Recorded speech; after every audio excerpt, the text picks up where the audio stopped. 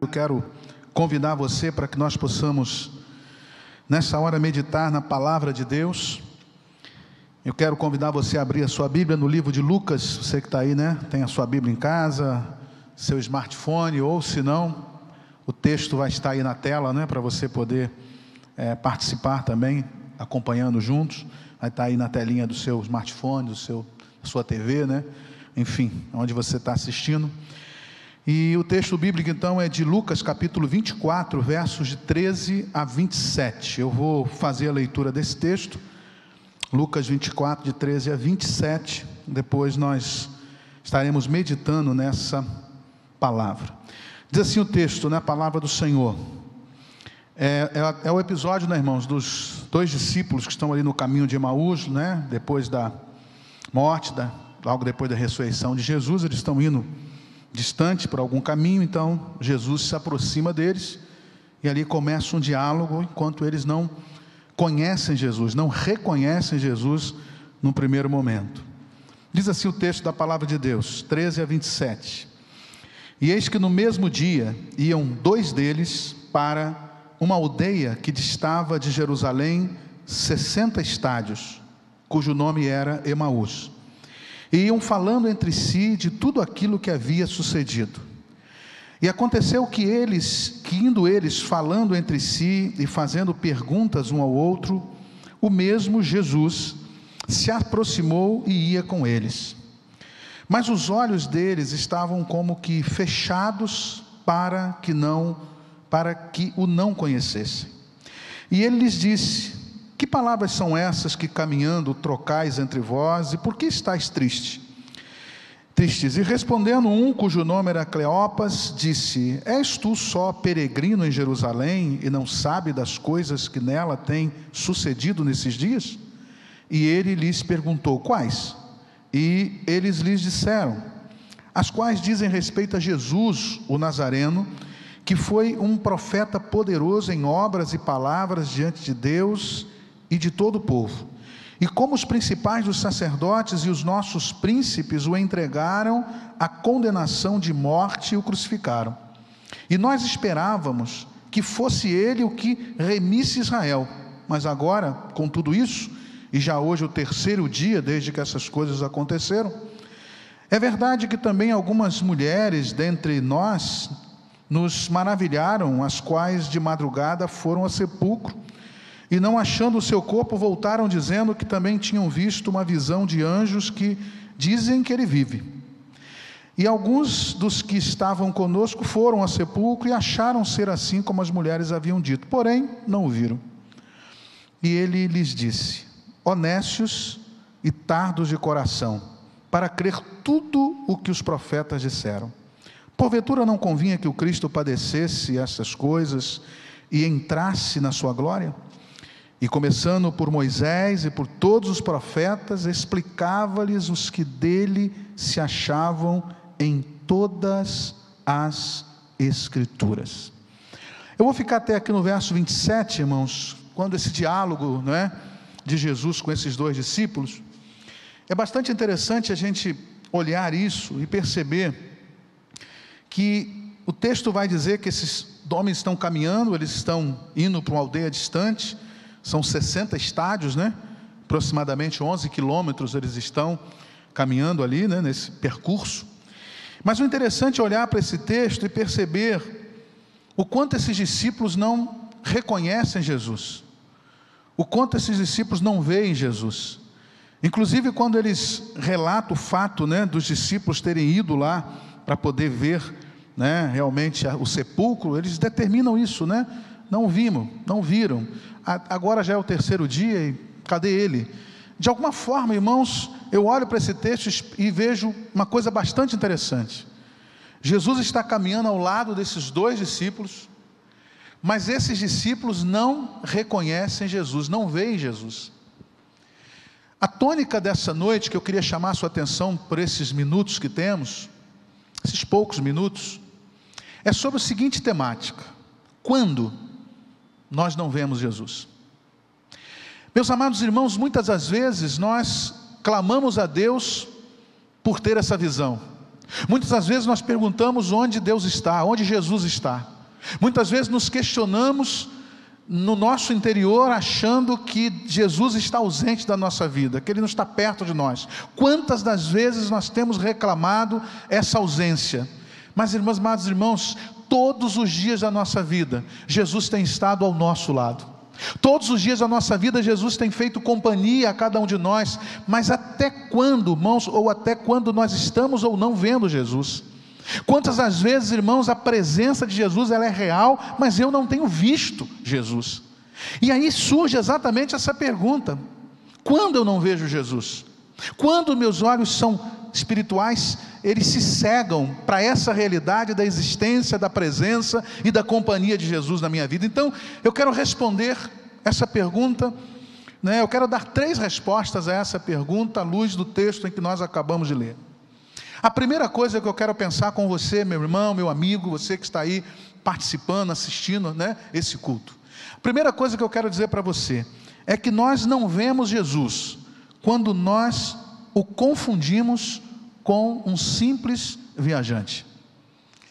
Nossos olhos se cegam para que nós enxerguemos a presença de Jesus na nossa vida, quando Ele é simplesmente alguém que está passando por nós. Então a primeira coisa que eu penso com os irmãos é isso, irmãos: nós não vemos a Jesus quando nós não vemos Jesus quando nós o confundimos com o viajante. O verso 18, Jesus se aproxima deles ali, né? Os irmãos, nós lemos o texto a partir do 13, Jesus se aproxima deles, começa a conversar com eles. No verso 18, irmãos, esses discípulos respondem, um deles responde a Jesus da seguinte forma: e respondendo um cujo nome era Cleopas, disse-lhes: és tu só um peregrino em Jerusalém e não sabes das coisas que nela têm sucedido nesse tempo? Agora, irmãos, um desses discípulos confunde Jesus com um peregrino, confunde Jesus simplesmente com um viajante. Meus queridos e amados irmãos, quantas das vezes nós não temos visto Jesus exatamente porque Jesus tem estado, não que Ele tem estado, mas nós temos apenas tido Ele como de passagem na nossa vida. Quantas das vezes nós não temos visto Jesus, não temos nos relacionado com Ele, pois temos confundido Jesus simplesmente com um viajante, simplesmente com um peregrino. Meus queridos e amados irmãos, eu preciso olhar para Jesus eu vou olhar para Jesus e vou ver Jesus quando Jesus deixar de ser simplesmente alguém que vai passar pela minha vida, mas quando Ele realmente é alguém que habita em mim, que está comigo, que participa da minha vida. Quantas das vezes eu não tenho visto a manifestação da glória de Deus na minha vida? Quantas vezes eu não tenho percebido o cuidado e o amor de Jesus na minha vida? Exatamente porque eu não o tenho plenamente comigo, eu o tenho apenas como um passageiro, alguém passageiro. Meus queridos e amados irmãos, é interessante que às vezes, irmãos, nós não queremos convidar Jesus para ser verdadeiramente um hóspede perene. Nós talvez convidamos Jesus apenas para estar conosco nos momentos em que nos interessa que Ele esteja, mas em alguns outros momentos talvez não nos interessamos por sua presença na nossa vida. Sabe por quê? Porque quando o convidamos para ser uma presença real, verdadeira, eterna na nossa vida, isso compreende que nós vamos caminhar com Ele sempre, a qualquer momento, a qualquer lugar. Isso compreende que Ele vai estar comigo para onde quer que eu for. Isso compreende que Ele vai estar pensando comigo aquilo que eu estiver pensando. Isso compreende que Ele vai estar vendo o que eu estou fazendo a cada momento. E às vezes, irmãos, nós não queremos Jesus a todo momento conosco, e por isso temos às vezes como viajante. Jesus aparece nesse caminho que dá para Emaús, encontra esses 2 discípulos, indagando aos discípulos a respeito daquilo, por que eles estão conversando, e a resposta de Cleopas é essa: tu és um peregrino? Você não sabe o que está acontecendo? Queria dizer uma coisa para você nessa noite: basta de ter Jesus apenas como um hóspede passageiro na tua vida. Basta de convidá-lo apenas para fazer parte da tua vida nos momentos em que interessa que Ele faça parte. Jesus quer ser um hóspede eterno, perene. Jesus quer habitar contigo. Jesus quer morar no teu coração. Jesus quer habitar com você, quer estar presente na sua vida todo dia, toda hora e a qualquer momento. Por isso, faça uma reflexão nesse momento. Jesus tem sido um hóspede verdadeiro na sua vida? Jesus tem sido alguém que tem feito parte da tua história? Ou Jesus tem sido apenas um peregrino? Jesus tem sido apenas alguém que está de passagem. Por isso eu alerto você, meu querido irmão, que já foi alcançado por essa graça salvadora. Não perca o foco da realidade, da necessidade de que Jesus precisa verdadeiramente fazer parte de todos os momentos da sua vida. E a você que participa desse culto, que assiste agora, ouve essa mensagem, em qualquer tempo que você estiver ouvindo, que você também, meu querido amigo, não o tenha apenas de passagem, mas que ele seja alguém que habite no teu coração, que seja Senhor da tua vida, que Ele é poderoso para perdoar os teus pecados e te dar uma nova vida. Esse é o Jesus que quer estar presente com cada um de nós. Por isso, a primeira reflexão que faço é essa: nós não vemos Jesus, irmãos, quando nós o temos apenas como um viajante, um peregrino, alguém que está de passagem. Mas o verso 21 desse texto, depois que Jesus continua conversando com eles, no verso 21 há uma palavra, mais uma vez, não é verdade, de um desses discípulos que também me chama a atenção. Na continuidade dessa conversa, no verso de número 21, ele diz assim para Jesus, fala sobre o fato de que, foi crucificado, poderoso em palavras. No verso 21, Cleopas diz assim para Jesus, e nós, está diante de Jesus, não o reconhece e diz para ele o seguinte: e nós esperávamos que fosse ele o que remisse Israel. Mas agora, com tudo isso, e já hoje é o terceiro dia desde que essas coisas aconteceram. Havia uma expectativa no coração de Cleopas, e naturalmente uma expectativa no coração de muitos ali, que não correspondia à realidade daquilo que Jesus veio fazer. Cleopas diz claramente para Jesus, olha, diz aqui, claramente para Jesus no verso 21, ele diz exatamente isso: e nós esperávamos que fosse ele o que remisse a Israel. Mas agora já é o terceiro dia, já morreu, não aconteceu nada daquilo que a gente esperava. Em segundo lugar, meus irmãos, nós não vemos Jesus quando nós não conhecemos a sua verdadeira missão. Nós não conseguimos enxergar a presença de Jesus na nossa vida quando nós não conhecemos a sua verdadeira missão.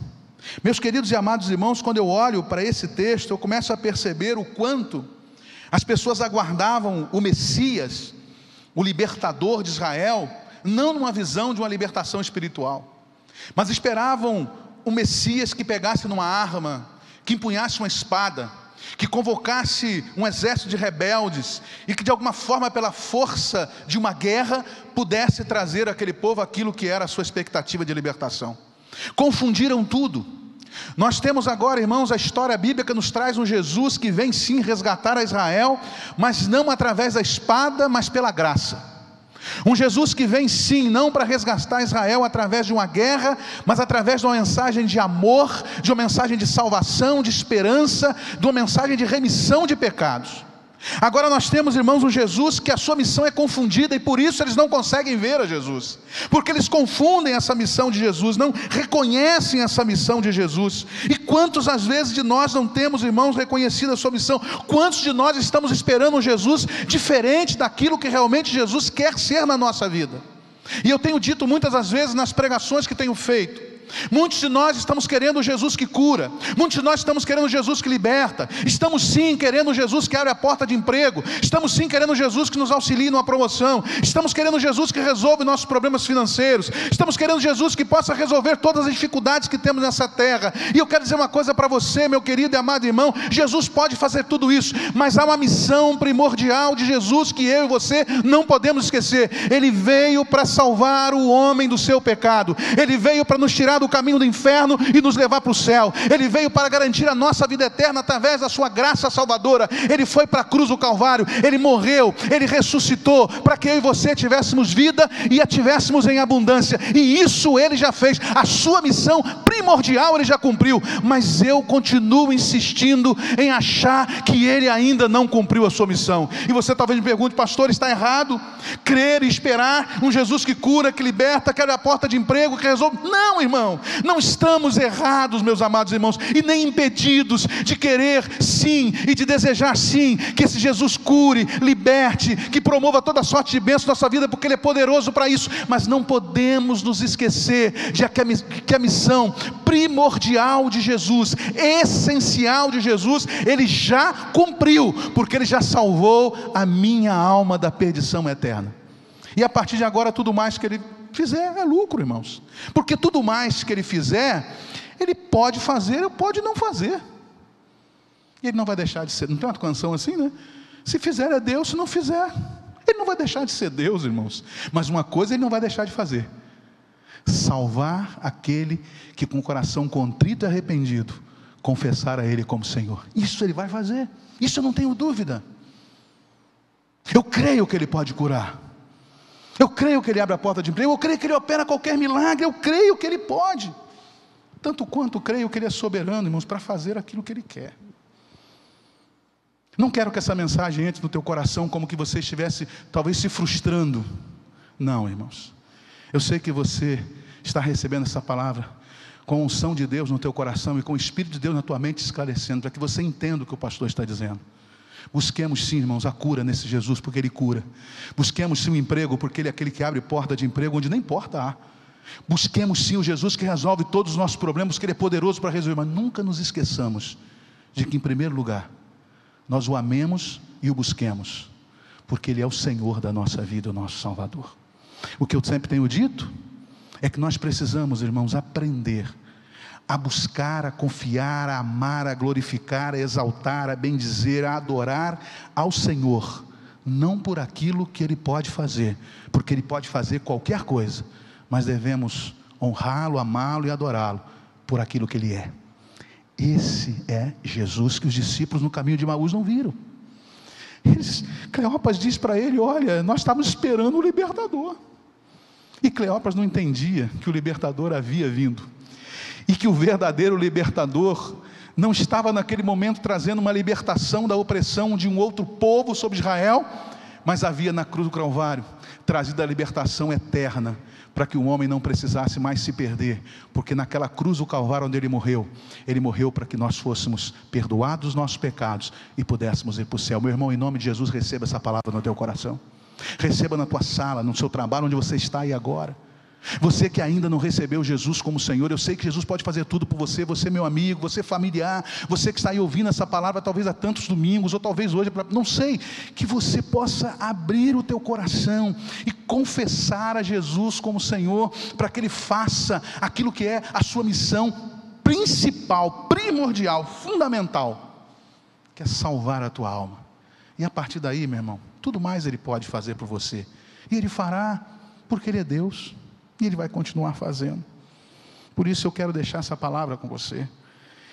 Nós não vemos Jesus em primeiro lugar quando nós o confundimos com um viajante. Em segundo lugar, nós não vemos Jesus quando nós não reconhecemos ou não conhecemos a sua verdadeira missão. E para encerrar, irmãos, nós não vemos Jesus em terceiro lugar quando nós não cremos na sua própria palavra, quando nós deixamos de acreditar naquilo que Ele disse. O verso 25, irmãos, Jesus chama a atenção deles. Muita coisa Jesus diz para ele, mas o verso 25, Jesus chama a atenção, depois que ele diz, olha, ele foi lá, ressuscitou, enfim, ressuscitou não, esperávamos que ele fosse remir Israel, não remiu, algumas mulheres foram lá, viram que ele tinha ressuscitado, os discípulos foram também, não viram ninguém lá, enfim, não viram ninguém viu Jesus, não viram ninguém. Aí no verso 25, irmãos, Jesus dá uma palavra a eles da seguinte forma: e ele lhes disse: honestos e tardios de coração para crer tudo o que os profetas disseram. Ou seja, Jesus diz para ele: olha, vocês não conhecem a palavra? Vocês não conhecem os profetas? Ali Jesus está num tempo, naturalmente, onde o acesso à palavra era ali, né, o Velho Testamento, aquilo que os profetas diziam. E agora Jesus, vocês não estão vendo o que os profetas disseram? Não disseram que ele viria? Não disseram que ele seria o remidor de Israel, não disseram que ele perdoaria os pecados do povo, não disseram que ele nasceria de uma virgem, não disseram que ele seria o Emanuel, o Deus conosco, não disseram que ele ia morrer, e não disseram que ele ressuscitaria ao terceiro dia. Então por que vocês não estão acreditando nisso? Por que vocês estão indagando onde ele está? Porque não fez aquilo que vocês acham que ele deveria fazer? Porque ele fez tudo o que ele disse que faria, ou tudo aquilo que a profecia disse que seria feito. Meus amados irmãos, quantas das vezes a Bíblia ensina tudo para a gente sobre Jesus, ensina que ele é o nosso Salvador, que ele é aquele que nos dá a vitória, que ele é aquele que perdoa os nossos pecados, que em Jesus não há, meus amados irmãos, nada que possa trazer prejuízo à nossa vida. Mas quantas das vezes nós não estamos crendo nisso? Quantas das vezes nós estamos distorcendo a sua palavra? Quantas das vezes nós estamos desacreditando, na verdade, ou não acreditando nesse poder de Jesus que a Bíblia diz que ele tem? Meus queridos e amados irmãos, é preciso conhecer a palavra para conhecer Jesus, é preciso conhecer a palavra para ver Jesus. Nós não temos visto Jesus às vezes porque não temos crido na sua palavra, não temos crido no seu poder, não temos crido no seu cuidado. O que a palavra tem dito? O que essa palavra fala sobre esse Deus maravilhoso que nós amamos e servimos? O que essa palavra fala sobre essa graça salvadora? O que essa palavra fala sobre essa intervenção de Deus na vida humana? Meus queridos e amados irmãos, a Bíblia diz tantas verdades sobre Deus. O Deus que abriu o mar vermelho, que fez uma mula falar, que fez o martelo flutuar, que fez o fogo não queimar quem foi jogado numa fornalha aquecida 7 vezes mais. Um Deus que fechou a boca dos leões quando Daniel ali foi jogado. Um Deus, meus amados irmãos, que com apenas 5 pães e 2 peixes alimenta a multidão de 20.000 pessoas. Um Deus que pega um menino que seria rei e o faz matar um gigante. Um Deus que ressuscita um morto que está há 4 dias dentro de uma sepultura. Um Deus que tem poder absoluto. Esse é o Deus que eu e você precisamos crer e conhecer. Esse é o Deus que se revela na palavra de Deus. Esse é um Deus que se revela na sua palavra. É um Deus poderoso, é um Deus grandioso, é um Deus tremendo. E muitas das vezes eu não tenho visto Jesus porque eu não creio nessa palavra. Eu não creio que eu tenho um Deus que é poderoso para fazer qualquer coisa. Eu citei algumas coisas que ele fez aqui e que nós estaríamos estarrecidos diante de uma visão daquilo que eu acabei de relatar. Um mar atravessado a pé enxuto, um homem sair de uma sepultura depois de 4 dias enterrado, um martelo flutuar, um menino franzino matar um gigante.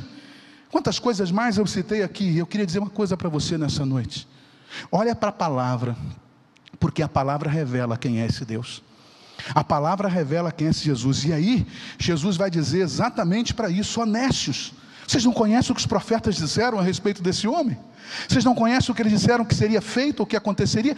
Jesus fez o que os profetas disseram, o que a palavra disse. O problema é que eles não conheciam essa palavra, ou não criam nela. Por isso, nessa noite, eu quero encerrar essa palavra dizendo para você, meu querido irmão, em nome de Jesus, não desanime. Meu querido irmão em Cristo, você que já alcançado foi por essa graça, não desista. Não esteja desanimado, perturbado, angustiado com esse tempo que a gente está vivendo. Deus tem o controle de tudo, e a palavra dele diz para mim e para você que ele não perdeu o controle de nada. Ele está cuidando de tudo, e no tempo certo ele vai nos revelar tudo que tem que ser revelado. Nos basta apenas, irmãos, basta a nós apenas crer e confiar nessa palavra que nos foi dada. E é você que ainda não recebeu Jesus como seu Senhor, essa noite é noite de você abrir teu coração, é noite de você confessar a Jesus como Senhor, de crer na palavra dele que diz que aquele que crê será salvo, mas aquele que não crê já está condenado. De crer na palavra dele que diz que ele veio para salvar, para perdoar e para abrir para nós um caminho para o céu.